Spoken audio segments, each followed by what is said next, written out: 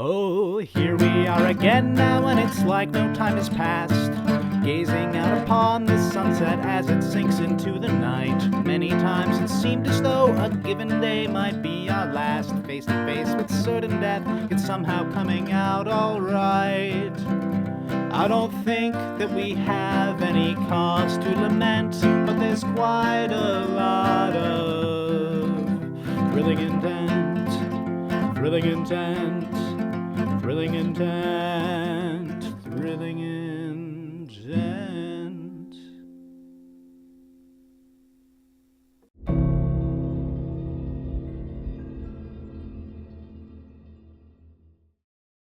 You wake up in one of the tents of your legion. You recognize the same old, standard issue.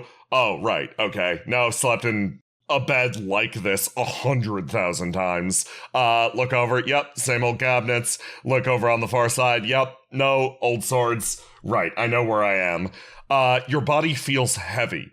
Your trip to the heavens took quite a toll on it. You feel something warm inside your chest as your consciousness slowly slides back in, reorienting itself as if coming back from a long dream. You feel like you got the point across. You genuinely do. Oh, thank God. And it's at this point that the flap of the tent is thrown open and somebody walks in. Oh my God. Yep, get ready! Shows up on screen, even I'm going, Yeah. You've been politely waiting your turn here, watching that entire event happen. Then you observed from the shadows, mostly quietly taking notes as the entire Reforged Legion forged a brand new buddy system, and one by one decided that they all needed therapy, and you watched the general collapse as she was gently moved over to the tent by Granola and then an entire squad of soldiers. And you have been waiting for your chance. I'm so sorry. I don't believe I know you? No, I wouldn't think so. Do you happen to have a moment, though? I've been waiting for you to wake up because there was, well, it actually is a bit of a rush, but not as enough of one to compromise your beauty sleep. And I believe you actually have been a bit busy in your slumber, have you not? Yes. I'm kind of surprised that you would have that knowledge. So, how did it go? It seems to have gone. I'm sorry. What is your name? I feel like that's pretty important. Oh God! He puts his head in his hands. My manners have taken such a beating. I swear this is the third or fourth time I've just walked in and started a conversation and not introduced myself. My name is Ven, and you are Mercedes, yes? Yes. I am Mercedes. Is Ven short for, vengeance or something? I should start telling people that. No, that's just my name. Short and sweet.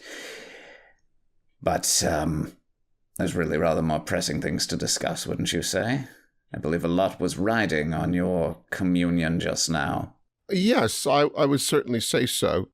Before whatever the hell this is going to be continues, I just noticed my body is, for the first time in a long time, actually heavy. I'm going to take an opportunity and use this to my benefit, and she's going to start doing sit-ups while talking to you. But, yeah, I reached out to an entity known as the First, who was trying to come here in the first place. Haha. And it was a little pun. I didn't catch it. The entity responsible for the tower, yes? Yes.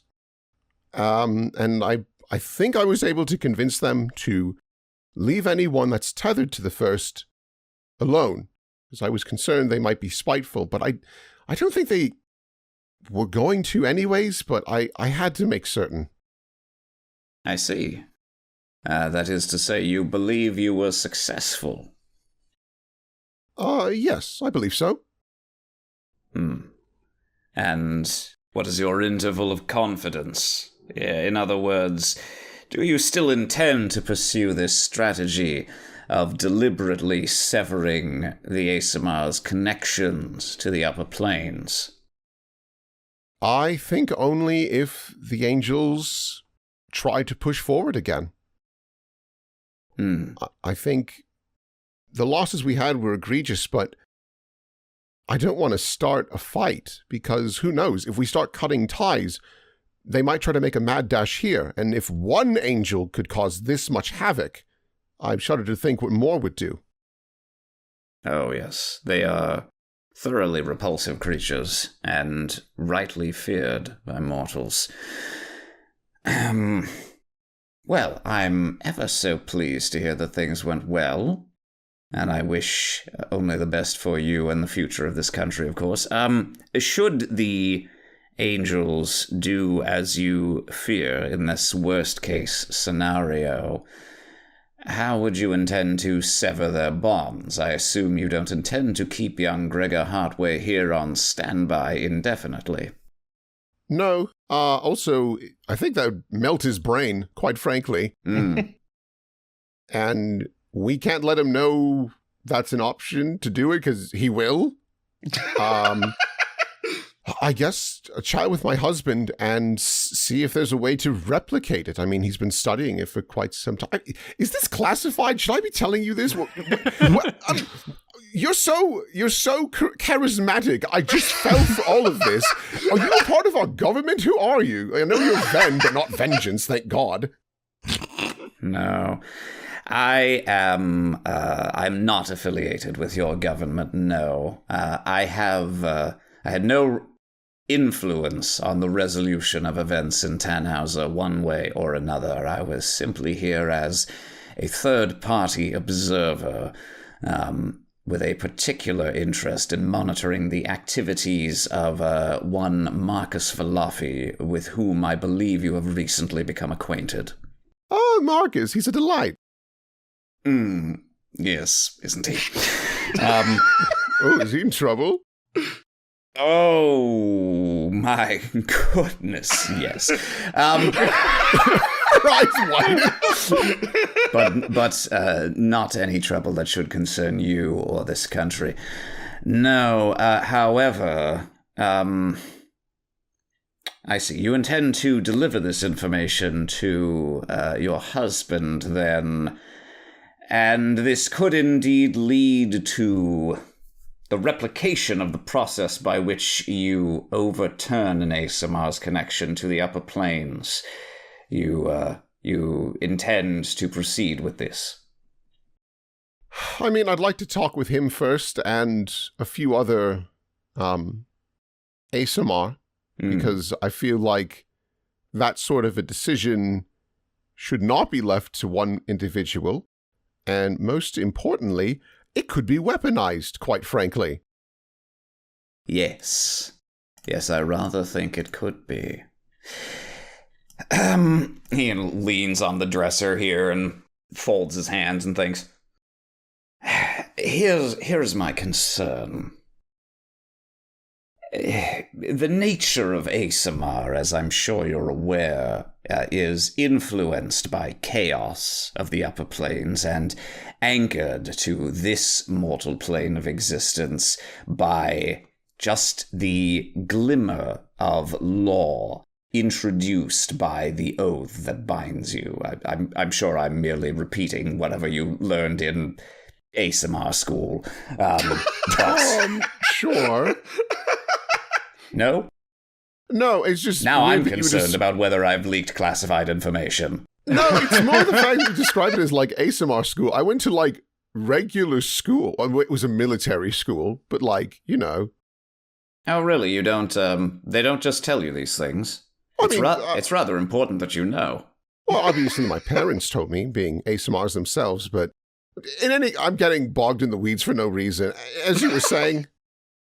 Yes, I think you ought to consider, before you even allow this information to go as far as your husband, there may be fates worse than death by angel that could befall your people or indeed this plane. And in the event that angels decided to attack en masse, would you in fact be prepared to accept that as the due course of your decision today and lay down your lives as a result? Or would you indeed turn desperately for any possible recourse to save your lives, even if it means overturning one of the fundamental pinions of reality, resulting in Asimar walking the earth with no tether to the upper planes and with no idea of what the long-term consequences of having chaotic beings drifting unmoored in this reality could be? That was a lot of words, but in other words, are you willing to die for the sake of preserving the fundamental order of the planes? As he's talking and mentioning the whole unforeseen consequences of like cutting a tether and things of the sort, Mercy kind of reaches up to her chest for where the string from the torso area was before, and she looks down. You know, I think a while ago I would have said yes. I would die for this material plane and everyone on it.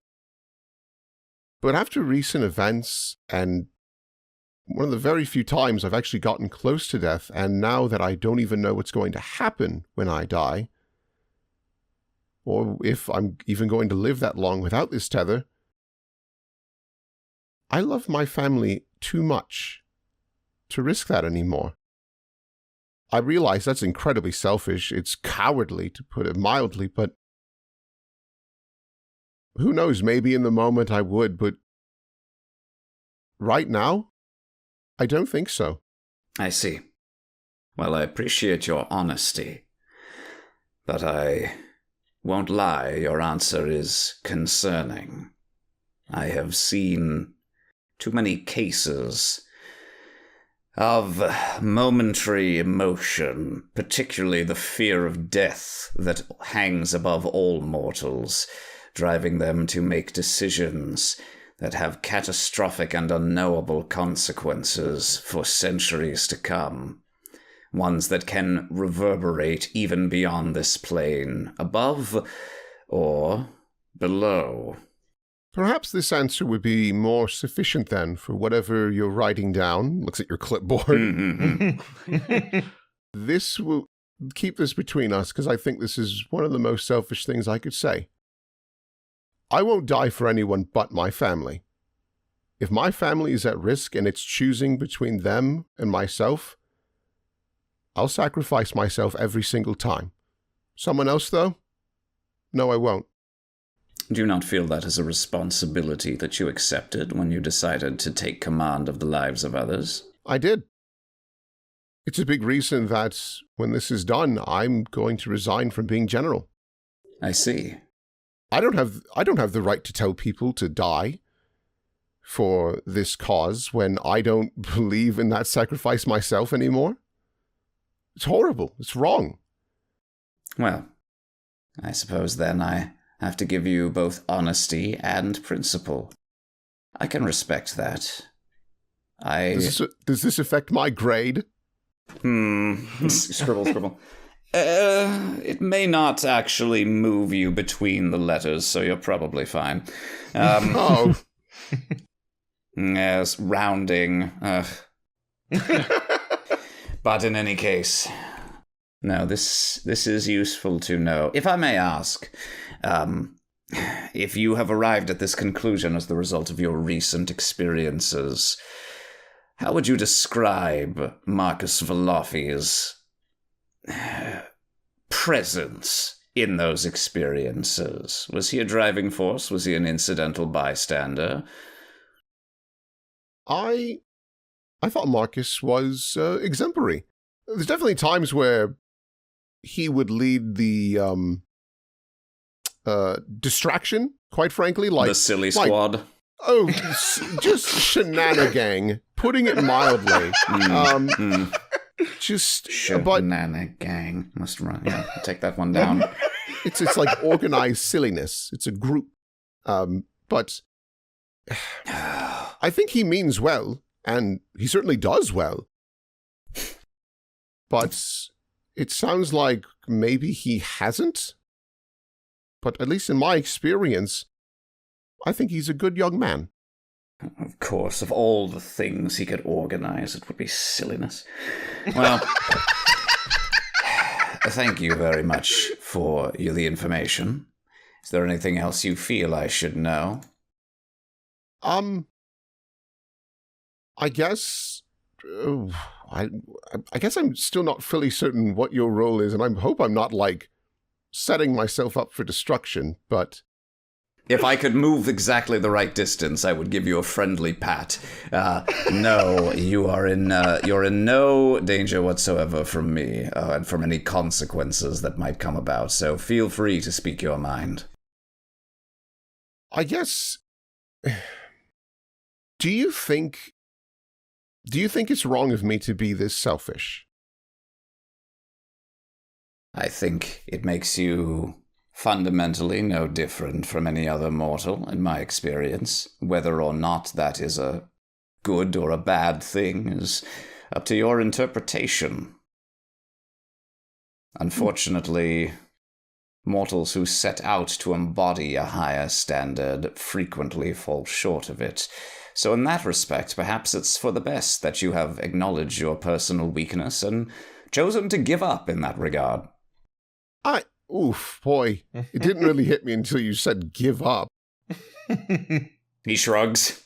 I calls them like I sees them. And you saws them. Maybe I need to think about this a bit more. I think it is right for me to leave the military. But maybe it does... Maybe I can still do good things. I can still work for people. I don't know. I got time. I got to figure this out. Also, I don't know what Marcus has done. And maybe it is egregious. Like, maybe he did, I don't know, an immense amount of destruction. But from what I have seen, I think he's a good man. And I would request that you leave him be. Oh, well, I have no personal stake in the fate of Marcus Falafi one way or another. I am not out to get him. He makes little claw hands for a second. However, there are more universal dictates that must be obeyed and, indeed, when push comes to shove, enforced. And I take my job very, very seriously. I notice you don't like funnies. No. Life is quite nice with a couple extra laughs. You should go on. Try and tell a joke to someone. Doesn't have to be me. I don't want to put you on the spot like that. But, try and find a little bit of merriment. I've tried merriment. Now, I believe that concludes my business here. Snaps his little book shut and puts it away in his coat. But I do appreciate you taking the time, and so I shall extend to you an offer I have extended to others I have interviewed. Is there anything I can do for you? Nothing comes to mind. Mostly because I don't know what you could or would do, quite frankly. Well, would you perhaps... He kind of looks around.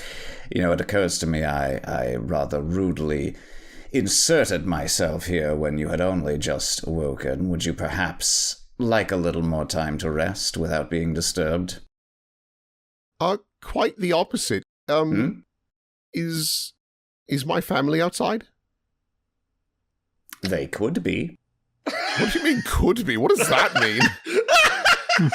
You wish to see them as soon as possible, then?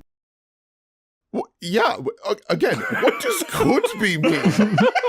Did you, like, put them in a pocket? What does that mean? No. Your family is perfectly fine. I do not have a magical family disintegrating pocket, I assure you. Perhaps I would if I were vengeance, but I'm afraid I'm just not that cool. No, but, well, let's see. He kind of, like, looks around briefly. Oh, we're still a ways away from your home, though. I tell you what, you're fit to get out of bed, I assume, based on the 500-odd sit-ups you've done in the past 30 seconds. Yeah, I think more like my core is great right now. Rippling, I should say. Now, thank you. Now, before you step off of that rug... All right. She sits back down. You hear the bed creak from her weight. Right. He kind of peers down, kneels down slightly, and sort of traces a finger along the side of the rug here. Yes, this will do. Use the edge of this rug as a boundary of sorts. Well, he steps to the side and kind of makes a like a valet showing you through a door motion. If you'll step this way. All right. And when you step across the threshold, you're stepping across the threshold into your house. And as you cross the threshold, space seems to collapse and coalesce around you. This time, very, very different than your trip up to the heavens. Your trip to the heavens was a warm, almost tingly feeling. This, on all sides, the world rearranges itself like different pieces of a puzzle. You watch as the grand kaleidoscope click, click, click, almost like the internal mechanism of a lock, as you see reality rearrange itself, and you find yourself back over here. Mercy steps forward, looks back. What the hell? What? Mercy. First he hears, what the hell? And then he clasps his hands over one of the twins' ears each, ineffectively. I mean, what the heck? I'm sorry, Are we... Hold on. She like, comes up, and, like, instead of the usual, like, a big hug, she, like, reaches up and, like, grips his cheeks and, like, tugs. Yes. Hi. Hello. I'm afraid you're going to displace my cheek from my face. Sorry. You wave him around like a fucking dish towel. Sorry. I love you. He gives a little kiss. Very confused, because I was nowhere near here. And neither were we until very recently. Did a very polite man relocate you to this location? Oh, you met Ven. Yes, delightful. He's like looking around the room. He's like, well, I personally requested that I should be able to go home and await my loving wife. So one, yes, two, I am terrified about what deal I might have just struck. Oh, don't worry. I made the same deal. I said I wanted to see my family. So visibly. So if we're he leans over. I don't know if this is a curse, but if we're damned together then. Oh, it sounds like a blessing to me, dear. Elsewhere. Oh shit, sorry guys. Your squad manages to catch up. Granola's perched in a tree like a gigantic bird. Your squad manages to catch up as Silverfish is like, I believe she should be just up a light fires out of one of the nearby tents. What? Did Mercy just combust like a phoenix? That's not good, right? No, she's always on fire. Well, right, but I mean like extra combust. You rush over and you find a tent that is completely empty. Well, that's a head scratcher. I see. This is an outstanding... Does anyone know where the general went? We, kind of moved her into the tent a little while ago and then gave her some space. Why? What happened? She said she was going to deal with our, like, connection to the heavens problem. Yeah, Yeah, apparently. I've kind of been just focusing on me, really. I've made a good friend. I see. And I'm apparently connected to the first something.